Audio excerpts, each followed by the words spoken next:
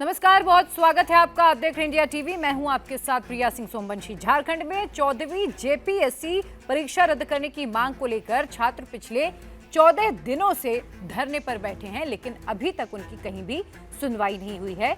हालांकि मुख्यमंत्री की तरफ से 2 दिन पहले यानी कि 12वें दिन अनशन के ये कोशिश जरूर की गई। 2 प्रतिनिधियों को भेजा गया सरकार की तरफ से और कहा गया कि सरकार बातचीत करने के लिए तैयार है, छात्र जब चाहें बात कर सकते हैं। लेकिन आपको बता दूं, कहा गया था छात्रों का डेलीगेशन बने। कल छात्रों ने अपना डेलीगेशन भी बनाया, लेकिन बातचीत कल नहीं हो सकी। हालांकि देर रात सरकार ने अपने प्रतिनिधियों को फिर से भेजा, लेकिन वहां पर बात नहीं बनी। 45 मिनट तक प्रतिनिधियों और जो वहां के आंदोलनकारी छात्र हैं उनके बीच बातचीत हुई। सरकार का प्रतिनिधित्व करने के लिए एसडीएम को भेजा गया। एसडीएम ने कहा कि मुख्यमंत्री चाहते हैं कि आप बात करें, लेकिन सिर्फ आप ही बात करें और कोई नहीं होगा। लेकिन इस पर छात्रों ने कहा कि जो भी बात होगी वो सभी के सामने होगी, बंद कमरे में बात नहीं होगी। इसीलिए जो बात है वो नहीं बनी। अब मैं आपको बताती हूं कि वहां के मुख्यमंत्री ने क्या कहा है। तो झारखंड के सीएम हेमंत सोरेन ने कहा, हमने छात्रों को अपनी बात रखने के लिए पहले ही सभी जरूरी मंच उपलब्ध करा दिए। सरकार हर छात्र की समस्याओं को समझना चाहती है। हालांकि यहाँ पे सरकार ने एक शर्त रखी। वो शर्त क्या है वो समझिए। कहा कि सरकार को छात्रों के प्रतिनिधि मंडल में पूर्व महाधिवक्ता के होने पर आपत्ति है। सरकार ने साफ कहा कि वो केवल छात्रों से बात करेगी। लेकिन मैं आपको बता दूं, यहाँ 8 छात्रों का डेलीगेशन बना है और 2 जो गार्जियन के तौर पर जो वहाँ के छात्र हैं, 2 लोग और उसमें शामिल है, जिसमें एक पत्रकार और एक महाधिवक्ता के होने की जानकारी मिली। लेकिन सरकार ने कहा अगर बात करनी है तो ये लोग उसमें शामिल नहीं हो सकते, सिर्फ छात्र होंगे तभी बातचीत हो पाएगी। हालांकि छात्रों ने साफ किया कि अगर बात होगी वो सामने होगी और हमारी शर्तों पर बात होगी। मैं आपको साथ ही ये भी बता दूं कि छात्रों ने सरकार को ये भी आश्वस्त किया कि मीडिया के कैमरे के सामने बात होनी चाहिए। हम आपको ये आश्वस्त कर रहे हैं कि मीडिया सिर्फ उस बातचीत को रिकॉर्ड करेगी। मीडिया मुख्यमंत्री से कोई सवाल नहीं पूछेगी, लेकिन सरकार इसके लिए तैयार नहीं है। सरकार की तरफ से ये तर्क दिया गया कि हम मीडिया को विस्तृत जानकारी पूरे बातचीत की देंगे, जो बातचीत होगी उसे सार्वजनिक की जाएगी। लेकिन छात्रों ने इसे मना कर दिया है। अभी तक क्या हुआ है अब ये बताती हूँ। 4 दिन से अनशन पर बैठे एक आंदोलनकारी छात्र राहुल क्रांति की तबीयत बहुत ज्यादा अचानक से आज सुबह बिगड़ गई और इसके बाद उन्हें जयपाल सिंह मुंडा स्टेडियम से रांची सदर अस्पताल में एडमिट किया गया है। देवेंद्र नाथ समेत 6 आंदोलनकारी भूख हड़ताल पर पिछले 14 दिनों से बैठे हुए हैं। पीएससी जेएसएससी परीक्षाओं में कथित गड़बड़ियों को लेकर आज आयसा ने पहले ही विधानसभा का घेराव करने की बात कही और उन्होंने घेराव किया। और जो इनकी अध्यक्ष है नेहा, उनके ऊपर आपको बता दूं कि आज स्याही भी फेंकी गई है। झारखंड और पूरे देश में जिस तरीके से परीक्षाओं को लेकर गड़बड़ियों का मामला सामने आ रहा है, ऐसे में आयसा की तरफ से कहा गया कि झारखंड और पूरे देश में होने वाली हर परीक्षा सरकारी संस्थाओं द्वारा पारदर्शी और तरीके से होनी चाहिए। जब भी कोई पेपर लीक होता है तो उसकी जिम्मेदारी सिर्फ प्राइवेट एजेंसियों पर नहीं डाली जा सकती। संबंधित अधिकारी जो हैं उन्हें भी जिम्मेदार ठहराया जाना चाहिए। ये जो बात है ये कही गई है आयसा की तरफ से। मैं आपको ये भी बता दूं कि आयसा ने तो आज घेराव कर दिया यानी कि 7 तारीख को, लेकिन इसके इतर जो वहां के आंदोलनकारी छात्र हैं, जो प्रदर्शनकारी छात्र हैं, उन्होंने साफ किया कि वो 10 तारीख को अपनी मांगों को लेकर विधानसभा का घेराव करेंगे। लेकिन आपको साथ ये भी बताते चलूं कि कल रात जब एसडीएम बात करने पहुंचे थे, सरकार की तरफ से जो बातें रखी वो बातचीत बेनतीजा रही। लगभग 45 मिनट तक बातचीत हुई। अब इस पर छात्रों ने क्या कहा वो समझिए। छात्र कह रहे हैं कि अगर हमारे हालात सरकार को दिखाई नहीं दे रहे, सरकार से प्रार्थना है कि सुन लीजिए। आपको छात्रों की समस्या कोई समस्या लगती ही नहीं, जब ये केवल समस्या है, बल्कि ये जो परिस्थितियां बनी है ये हत्या है, हमारे अधिकारों की हत्या की जा रही है। आपको बता दूं एक और छात्र हैं, उन्होंने भी कहा कि जिनके हाथों में हमारी बागडोर है अब वही इस तरीके की बातें कर रहे हैं। आपको साथ ही ये भी बता दूं कि जो छात्र नेता हैं देवेंद्र नाथ, जो पिछले कई दिनों से भूख हड़ताल पर हैं, उन्होंने कहा कि सरकार को हमारी चिंता नहीं है। 3 दिन से बस बातचीत का माहौल बनाया जा रहा है, लेकिन बातचीत हो नहीं रही है।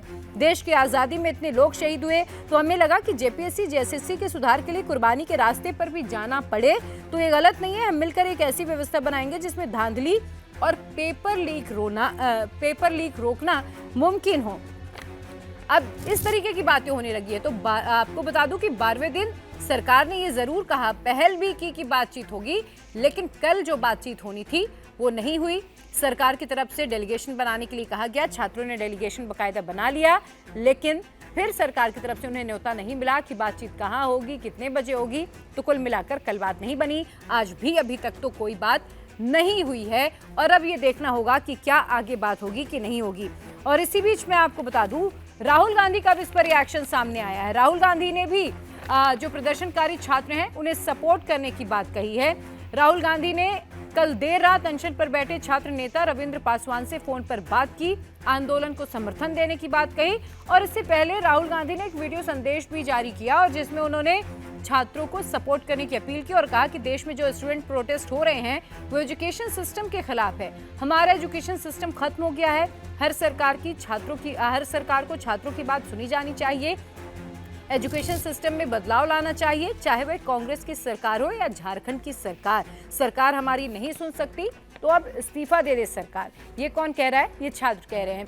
राहुल गांधी ने हालांकि कल छात्रों को यह भी आश्वासन दिया था आज के लिए कि आज वो छात्रों की बात मुख्यमंत्री हेमंत सोरेन से कराएंगे, लेकिन अभी तक इसको लेकर भी कोई पहल नहीं हुई है, यानी कि अभी तक मुख्यमंत्री और छात्रों की कोई बात नहीं हो पाई है।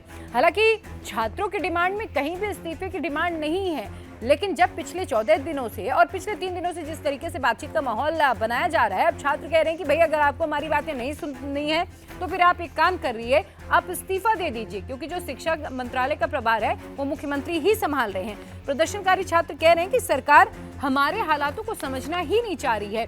अब छात्रों की प्रमुख मांगे मैं फिर से दोहराती हूँ क्या है। छात्र ये चाह रहे हैं कि 14वीं जेपीएससी परीक्षा की सीबीआई और ईडी से जांच होनी चाहिए, ये परीक्षा रद्द होनी चाहिए, लेकिन अभी तक सीबीआई जांच की कोई बात सामने नहीं आई है। हालांकि सीआईडी जांच कर रही है। 19 लोगों की गिरफ्तारी हो चुकी है और कैसे संगठित सिंडिकेट इस पर काम कर रहा था वो सब आपने देखा कि किस तरीके से बकायदा रेट कार्ड तय किए गए थे कि अगर आपको डीएसपी बनना है तो लगभग 2 करोड़ रुपए, आपको एसडीओ बनना है तो लगभग 80 लाख रुपए, सब इंस्पेक्टर बनना है तो 30 लाख रुपए, बीडीओ बनना है तो 50 लाख रुपए। तो इस तरीके से एक रेट कार्ड वहां पर फिक्स था। अब छात्रों ने ये दिखाया कि भाई चाहे खास तौर पर जो आदिवासी बाहुल्य क्षेत्रों से आते, वो कह रहे हैं कि हम तो पिछले 8-10 साल से सिर्फ तैयारी करते रह जा रहे हैं, लेकिन जो पैसे वाले हैं वो पैसे देकर नौकरियां ले जाते हैं और ये बहुत बड़ा अपराध है, हमारे अधिकारों की हत्या है। ये छात्र वहां आरोप लगा रहे हैं। हालांकि कांग्रेस ने इस पूरे मामले को लेकर भी सुझाव दिया है, वो सुझाव आगे मैं आपको बताऊंगी, लेकिन जिस तरीके से अभी तक जो स्थिति परिस्थिति बनी हुई है ये देखकर जरूर लग रहा है कि आंदोलन अब लंबा खिंच सकता है। कांग्रेस ने सीएम को 7 सुझाव दिए, वो सुझाव आपको बताती हूं। तो कांग्रेस की तरफ से कहा गया है कि जेपीएससी जेएसएससी से जुड़े आरोपों की निष्पक्ष और समयबद्ध तरीके से जांच होनी चाहिए। टीडीपीएल समेत विवादित एजेंसियों की जांच हो, दोषी मिलने पर उन्हें फिर ब्लैकलिस्ट किया जाए। दोनों आयोग के अफसरों और कर्मियों की जगह नई भर्ती होनी चाहिए। वार्षिक भर्ती कैलेंडर जारी कर सख्ती से उसका पालन करा जाना चाहिए। भर्ती परीक्षा कानून 2023 का सख्ती से पालन हो। आरक्षण बैकलॉग लंबित भर्ती पर समयबद्ध फैसला हो। छात्र संगठनों के साथ सर्वदलीय बैठक में समाधान निकाला जाना चाहिए। ये कांग्रेस की तरफ से सुझाव दिए गए हैं। वही मैं आपको बता दूं कि बीजेपी सांसद निशिकांत दुबे ने कहा है कि मैं छात्रों से बात करूंगा, वो चाहेंगे तो मैं उनके लिए अनशन भी करूंगा और मैं जाकर उन्हें समर्थन भी दूंगा। हालांकि इससे पहले आपको बता दूं कि जो बीजेपी के तमाम विधायक हैं वो बाबूलाल मरांडी की अध्यक्षता में गए थे, छात्रों को अपना समर्थन भी दिया, लेकिन फिलहाल अभी तक कोई हल निकलता नहीं आ रहा है। सरकार कह रही है कि वो सीआईडी से जांच करा रही है और गिरफ्तारियां भी लगातार हो रही हैं, लेकिन सवाल ये है कि अगर छात्र ये चाह रहे हैं कि सीबीआई जांच हो तो फिर आखिर सरकार बचने की कोशिश क्यों कर रही है। अगर मुख्यमंत्री ये कह रहे हैं कि हमने छात्रों को उचित प्लेटफॉर्म दिया है, वो अपनी बात रखें, तो समझ नहीं आ रहा कि वो प्लेटफॉर्म कहाँ है, कैसा है, आखिर बातचीत कहाँ पर अटकी हुई है, बात क्यों नहीं हो पा रही है। तीसरा सवाल ये है कि मुख्यमंत्री कह रहे हैं कि हम छात्रों की सभी मांगों को मानेंगे, तो छात्रों की प्रमुख मांगों में से पहली मांग तो यही सबसे प्रमुख है कि सीबीआई और ईडी इस पूरे मामले की जांच करे। हालांकि सरकार की तरफ से जो उनके प्रवक्ता हैं वो ये कहते हैं कि हमें तो सीबीआई पे भरोसा नहीं है, छात्र कह रहे हैं हमें सीआईडी पे भरोसा नहीं है। तो कुल मिलाकर यहाँ पर भी जो विवाद की स्थिति है वो बनी हुई है। अब छात्र आंदोलन पर किसने क्या कहा वो भी आपको बता दूं। भाजपा की तरफ से कहा गया कि कांग्रेस जिसने जंतर मंतर पर आकर तमाशा किया, झारखंड में छात्रों की स्थिति बहुत खराब है, वहां कोई क्यों नहीं पहुंच रहा है, राहुल गांधी वहां क्यों नहीं जाते। लेकिन जब बच्चों को उकसाने की बात आती है तो राहुल गांधी सबसे पहले देश के लिए खतरा बनकर निकलते हैं। ये जो बयान है ये बीजेपी सांसद कंगना रनौत का है। अब सांसद पप्पू यादव ने क्या कहा वो सुनिए। उन्होंने कहा कि झारखंड में हमारे अध्यक्ष जा चुके हैं, बातचीत हो रही है, हमारे सीएम हेमंत सोरेन ने वार्ता के लिए टीम बनाई है, यहाँ लाठी गोली चल रही है, वहाँ परिवार की तरह वार्ता चल रही है, लेकिन वो वार्ता कहाँ चल रही है वो किसी को नहीं दिख रही है। हर कीमत पर दोषियों को सजा मिलनी चाहिए, ये पप्पू यादव का बयान है।